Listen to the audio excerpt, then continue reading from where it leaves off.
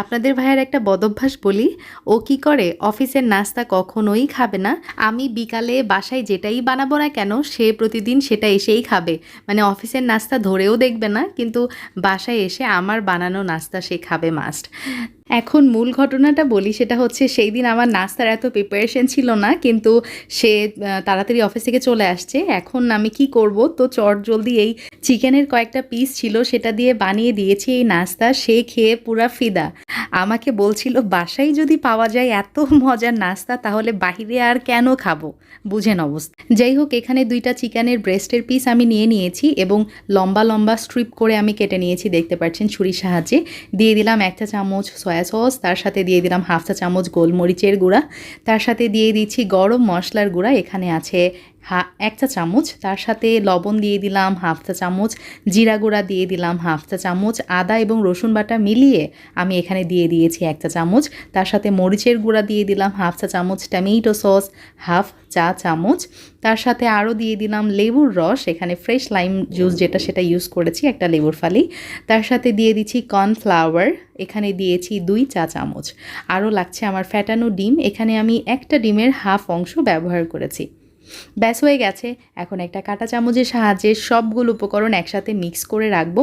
এই মিশ্রণটা না রেস্টে রাখতে হবে না, কিছুই না, জাস্ট এক সাইডে রেখে দিচ্ছি নেক্সট প্রিপারেশন করতে যতটুকু সময় আমার লাগে ততটুকুই। এখন আমার লাগছে সামোচা শিট অথবা পেস্ট্রি শিট, যেটাই বলেন না কেন। 5টা পেস্ট্রি শিট একবারে নিয়ে আমি সিজারের সাহায্যে কেটে নিয়েছি, মানে 4বার ফোল্ড করে নিয়েছিলাম, তারপরে আমি সিজার দিয়ে কাটছি। তারপরে যেটা করতে হবে, হাতের সাহায্যে এভাবে ছেড়ে নিলেই দেখতে পাচ্ছেন কত সুন্দর সেমাইয়ের মতো বা ফিতার মতো হয়ে গেছে।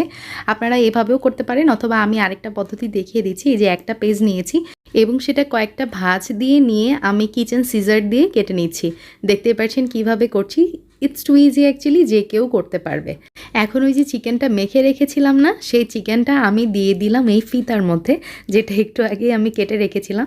এখন হাতের চাপ দিয়ে, অর্থাৎ হাতের সাহায্যে আমি চেপে চেপে এই চিকেনটাকে কোট করে নিব এই ফিতার মধ্যে। দেখতে পাচ্ছেন আমি কিভাবে কোট করে নিয়েছি। দ্যাটস ইট, আমি এভাবেই সব করে নিলাম। এখন চুলাতে চলে যাচ্ছি। চুলাতে একটা ফ্রাই প্যানের মধ্যে আমি তেল দিয়েছি, তেলটা হালকা গরম হয়েছে, একদম যে বেশি গরম করতে হবে এমনটা না, হালকা গরম থাকবে, আর চুলার জালটা কিন্তু মিডিয়ামে থাকবে। এভাবেই আমি সবগুলো দিব এবং আস্তে আস্তে এই স্ন্যাক্সটাকে আমি ভেজে নেব। আরেকটা কথা, আপনারা চাইলে কিন্তু এই স্ন্যাক্সটা ডিপ ফ্রাইও করতে পারেন। যাই হোক, আমি উল্টিয়ে পাল্টিয়ে দেখতে পাচ্ছেন গোল্ডেন ব্রাউন করে ভেজে নিচ্ছি। আলহামদুলিল্লাহ, আমার চিকেন ভাজা কিন্তু একদম রেডি। এভাবেই আমি আরেকটা ব্যাচ ভেজে নিব। আর এটা যে কি পরিমাণ ক্রিস্পি হয়েছে আপনারা দেখে নিশ্চয়ই বুঝতে পারছেন। ভিতরে হবে চিকেনটা একদম জুসি, আর বাহিরের কোটিংটা হবে একদমই ক্রিস্পি। এটা যে একটা কতটা ওয়েল কম্বিনেশন আপনারা বাসায় বানাইলে বুঝতে পারবেন। Well, what you think about my today's recipe? You can comment me below, inshallah. আবার দেখা হবে। আল্লাহ হাফেজ, আসসালামু আলাইকুম।